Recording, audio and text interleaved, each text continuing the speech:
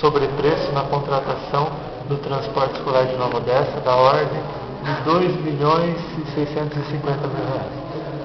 Nós vamos investigar se procede mesmo essa questão e alguns erros formais na contratação do contrato emergencial que foi feito.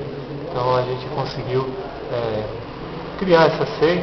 Nós pretendíamos que ela tivesse como, na sua composição 7 elementos.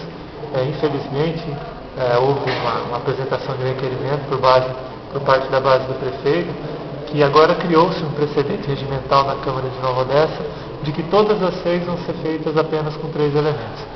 Nós imaginávamos que com 7 a dinâmica dos trabalhos seria mais ágil, haveria maior democracia, tanto para a situação quanto para a oposição, mas infelizmente a maioria dos membros da Câmara não acreditou nisso, preferiram uma SEI com 3 elementos. Foram sorteados o vereador Ângelo e também o vereador Antônio Rezende. Então esses 3 vão compor a SEI, se reunir e eleger o presidente e o relator.